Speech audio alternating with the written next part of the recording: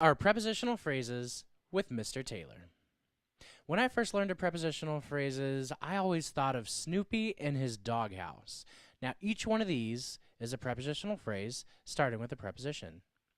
Snoopy can be over his doghouse, in his doghouse, on his doghouse, near his doghouse, in front of his doghouse, behind his doghouse, under his doghouse, and even with his doghouse. All of those are prepositions. Prepositions show relations to nouns. So let's take a look at the following sentences. In each of these sentences, the word in red is a preposition.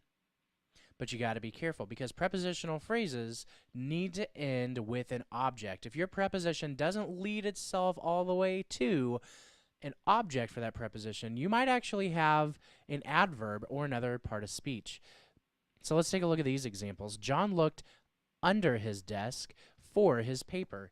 Under his desk and for his paper are both prepositional phrases. Under and for are your prepositions, and then desk and paper are your objects of those prepositions. Those objects are always going to be either nouns or something that acts like a noun.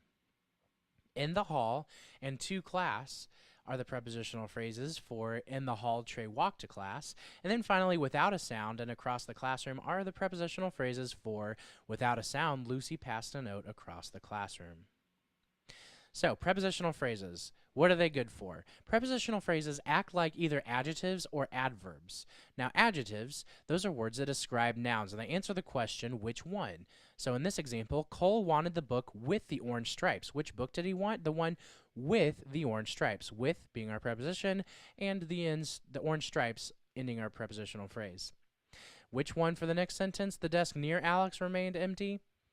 Near Alex is the desk that we're talking about. So that is going to be our prepositional phrase, which in this case is acting like an adjective. Now, adverbs, keep in mind, can describe verbs, they can describe adjectives, or they can even describe other adverbs. In both of these cases, though, we're only using the definition that they will describe verbs. So for our first sentence, during the race, Parker passed Anna. During the race answers the adverb question, when, and it describes the verb past. And then in our next sentence, Callie wore new socks under her favorite boots. This describes how she wore them or where she wore them, and they both describe the word wore, which is our main verb. So under her favorite boots is the prepositional phrase acting like an adverb in this sentence. So prepositional phrases, keep this in mind, this is important, will never contain the subject of your sentence, and this can be really helpful when you're trying to figure out which word in your sentence is the subject. In this first sentence, both of the boys washed their gym clothes. Of the boys is our prepositional phrase. So we know that boys, even though it seems like it should be, can't possibly be the subject of our sentence. So both has to be the subject of the sentence, both washed.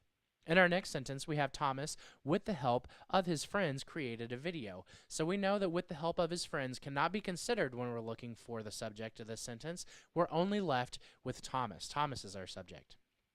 Now, here is a tricky one. Julia, like all the other students, studies for tests.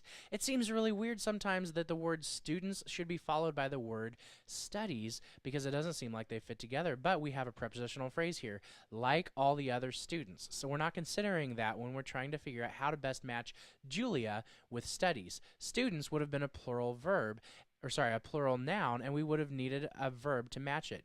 But it's part of that prepositional phrase. It's not our main subject. Julia is our main subject. Julia is singular, so we're going to need a verb that goes with Julia.